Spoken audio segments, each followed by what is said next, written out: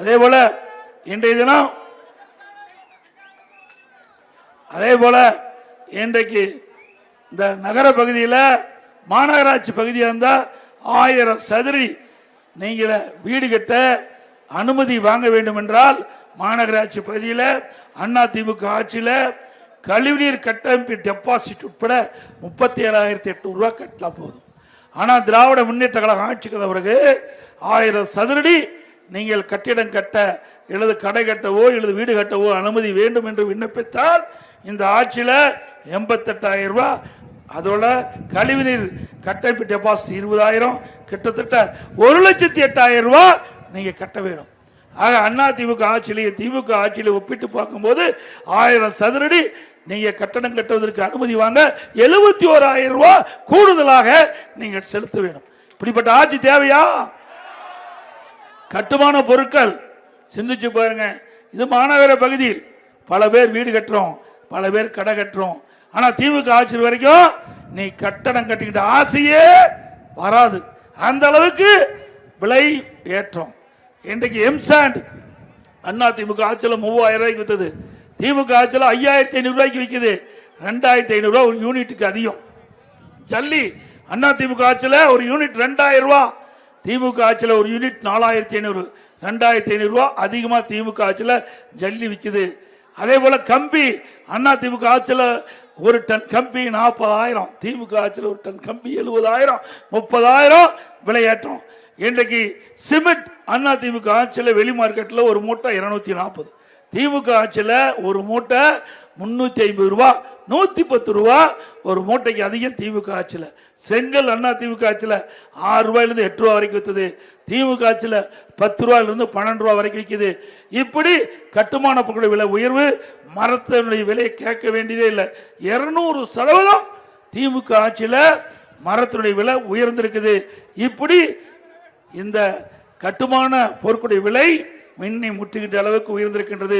திராவிட முன்னேற்ற கழக தேர்தல் அறிக்கையில் குறிப்பிட்டிருந்தாங்க, இன்றைக்கு கட்டுமான பொருட்கள் உயர்கின்ற பொழுது அதை அத்தியாவசிய பட்டியலே சேர்க்கப்பட்டு விலை குறைப்பதற்குண்டான நடவடிக்கை எடுக்கப்படும் என்று திமுக தேர்தல் அறிக்கையிலேயே 2021 வெளியிட்டாங்க.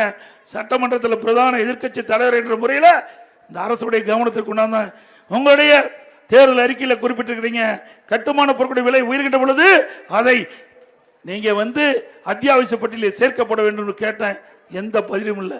ஏன்னா எல்லாத்திலையுமே கமிஷன் வருது, எல்லாத்திலையும் நான் சொன்னதில் எல்லாவற்றிலுமே கமிஷன் வருகின்ற காரணத்தினால அதை பற்றி அவளை கவலைப்படல. திமுக ஆட்சி வரைக்கும் யாரு வீடும் கட்ட முடியாது, கடையும் கட்ட முடியாது, அந்த எண்ணமும் நம்முடைய மனதில் வராது. நீங்க வீடு கட்டணும்னா கனவுல கட்டி மகிழ்ந்துக்கலாம், வேற நிஜத்தில் கட்டவே முடியாது. கட்ட முடியுமா? ஒரு 5 ஆண்டில் இவ்வளவு விலை உயர்ந்திருக்குது. ஒரே ஒரு ஆட்சி பொறுப்பட்டு 4 வருடம், 4 வருடத்துல கட்டுமான பொருட்களுடைய விலை அசுரமா வளர்ந்திருக்குது. ஆகவே இப்படிப்பட்ட ஆட்சி தொடர வேண்டுமா? அதே போல நம்ம அரசு பள்ளியில் படிக்கின்ற மாணவர்கள் அவள் திறமையாக கல்வி கிடைக்கும் என்பதற்காக அம்மா இருக்கின்ற பொழுது தமிழ்நாட்டில் 52,36,000 மாணவ மாணவிகளுக்கு லேப்டாப் கொடுத்தோம். ஒரு லேப்டாப் 12,000 ரூபாய், 12,000 ரூபாய் மதிப்புள்ள லேப்டாப் நம்முடைய மாணவர்கள் திறமையா கல்வி கற்க வேண்டும். அரசு பள்ளியை படிக்கின்ற மாணவர்கள் பெரும்பாலும் ஏழை குடும்பத்தை சேர்ந்தவர்கள். அப்படிப்பட்ட மாணவர்களுக்கு விஞ்ஞான கல்வி கிடைக்க வேண்டும், திறமையான கல்வி கிடைக்க வேண்டும் என்பதற்கு தான் அம்மா இந்த திட்டத்தை கொண்டு வந்தாங்க. தொடர்ந்து அம்மாவுடைய அரசு செயல்படுத்தியது. இன்றைய தினம் இந்த அரசாங்கம் இந்த திட்டத்தை ரத்து செய்து விட்டது.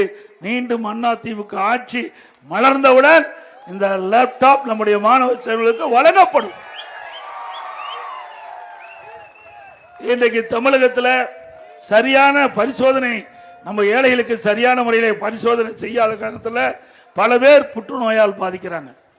இன்றைக்கு அதிக அளவு இன்றைக்கு நாளுக்கு நாள் புற்றுநோய் பரவி கொண்டிருக்கின்றது. ஆனால் இந்த புற்றுநோய் ஆராய்ச்சியால் தெரிவிக்கப்பட்ட கருத்து, ஆனால் இந்த அரசு கண்டுகொள்ளவில்லை. அனைத்து இந்திய அண்ணா திராவிட முன்னேற்ற கழக அரசு பொழுது 15 லட்சம் பேர்களுக்கு அங்கே பரிசோதனை செய்யப்பட்டது. மருத்துவம் 15 லட்சம் மருத்துவ முகாம் நடத்தப்பட்டது.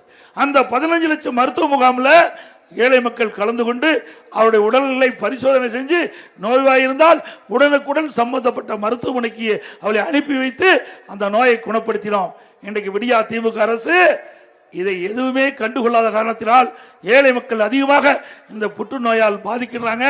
இந்த புற்றுநோயிலிருந்து நம்ம ஏழை மக்களை பாதுகாக்க வேண்டும் என்ற அடிப்படையில் அதிமுக ஆட்சி இருக்கின்ற பொழுது இன்றைக்கு சென்னை ஓமந்துரா மருத்துவமனை, ராயப்பேட்டை மருத்துவமனை, தூத்துக்குடி அரசு பொது மருத்துவமனை, சேலம் மதுரை மருத்துவமனையில் சுமார் 22 கோடி ஒவ்வொரு மருத்துவமனையிலும் நான் குறிப்பிட்ட ஒவ்வொரு இடத்திலும் 22 கோடி ரூபாய் மதிப்பில் லீனா ஆக்சிலேட்டர் புற்றுநோய் கண்டறிய சிகிச்சை அளிக்கக்கூடிய அந்த கருவியை நிறுவி ஏழைகளுக்கு அற்புதமா வைத்திய சிகிச்சை கொடுத்த அரசாங்கம் அதிமுக அரசாங்கம்.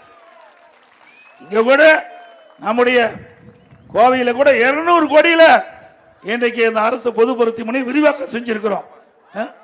200 கோடியில அனைத்து இந்திய அண்ணா திராவிட முன்னேற்ற கழக அரசு இருக்கின்ற பொழுது இங்கே விரிவாக்க வேண்டும் என்று கேட்டார்கள். அரசு பொது மருத்துவமனைக்கு விரிவாக்கம் செய்வதற்கு 200 கோடி கொடுத்தது அதிமுக அரசாங்கம்.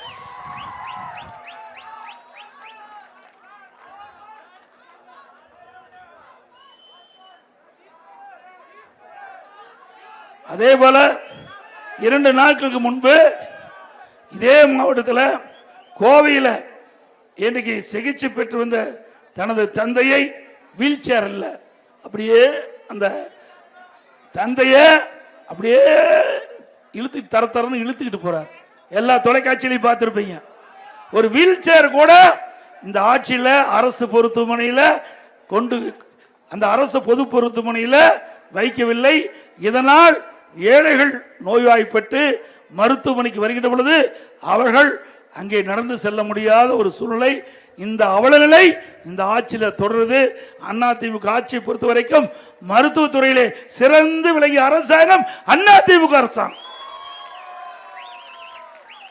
இன்னும் சொல்ல போனா திண்டுக்கல்ல நாராயணசாமி என்ற ஒரு தொழிலாளி, அந்த தொழிலாளி என்னை சந்தித்து ஒரு கோரிக்கை மனு கொடுத்தார்.